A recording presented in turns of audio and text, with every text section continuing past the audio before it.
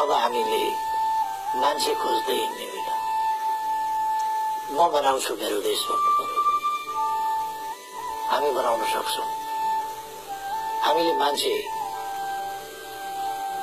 भगवानले पठाइदिन्छन् भन्ने ठान्नु हुँदैन। भगवानले पठाइदिन्छन् भने पठाइदिएका मान्छे हामी नै हौ।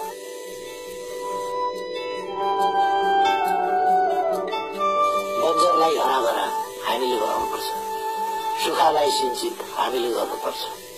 सायद शिशिर योगीले हो क्या, असाध्यै सुन्दर ढंगले गीत गाउनु हो। म यहाँ एउटा मान्छे खोजिरहेछु,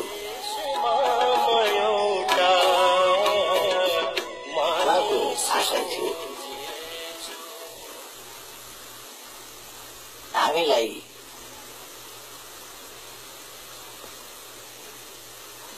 यो दुःखको परिस्थितिबाट सुखको अवस्थामा पुर्याइदिने मान्छे खोजिरहेछु।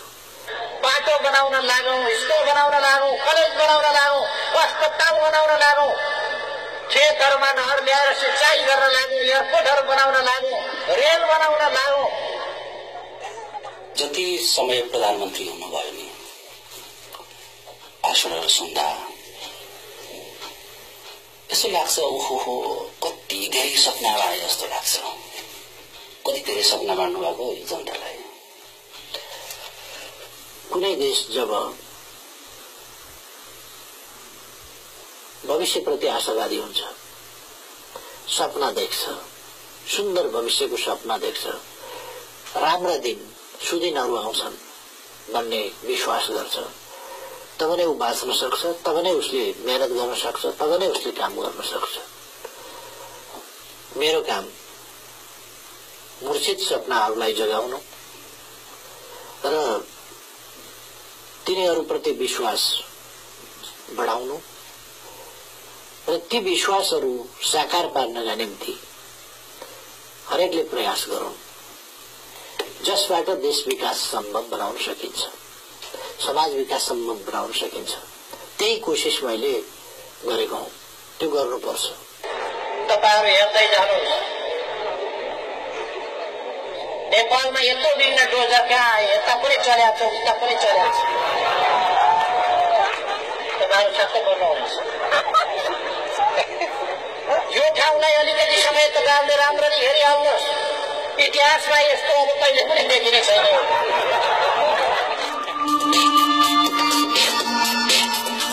तपाईँले जति सपनाहरू बाँड्नुभयो, नेपालीहरूले तपाईँबाट जति सपनाहरू सुने, तपाईँले बाँडेको सपनाप्रति के साँच्चै तपाईँ आफैलाई चाहिँ विश्वास थियो र छ पनि? बिल्कुल। त्यो त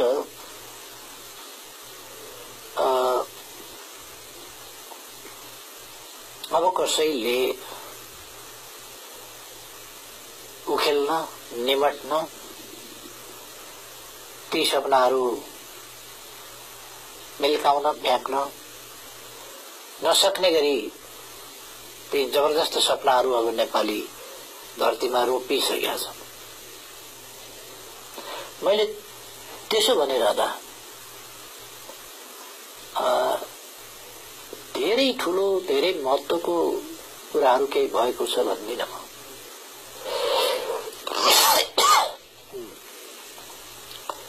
तर नेपाल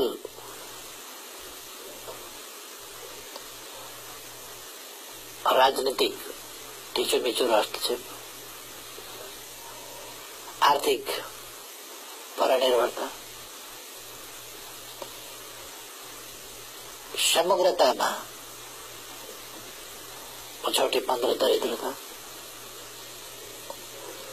ती सबैको परिणाम सधैँको दुःख, सधैँको कष्ट।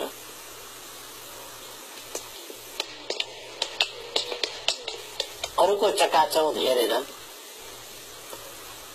रमाइलो मान्ने, सिनेमामा राम्रा वस्त्रहरू लगाएका सबै हेर्ने, अनि घरमा फर्किएर सिनेमामा हेर्दाखेरि त राम्रो राम्रो लन्च डिनर गरिराखेका हुन्छन्, सबै चिज हुन्छ, राम्रा वस्त्रहरू लगाएका हुन्छन्।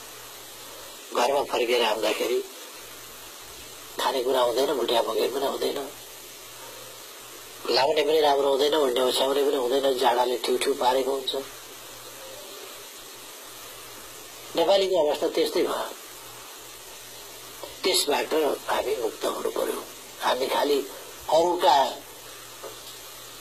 विकासका कहानी सुन्ने अनि आफू चाहिँ दुःखमा रूपमा लिएर रहने अवस्था हुनु भएन।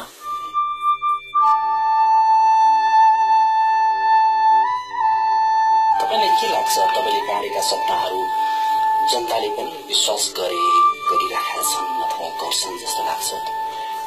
म जहाँसम्म आइपुगेको छु, मलाई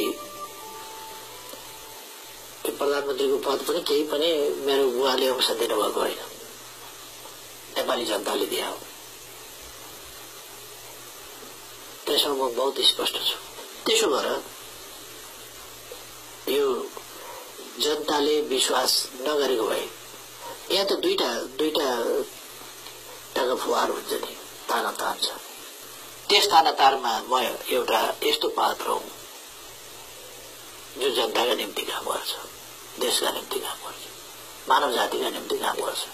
मेरो निष्ठा त्यही तीनटा कुरासँग छ आधारभूत रूपमा: नेपाल राष्ट्र, नेपाली जनता र मानव जाति।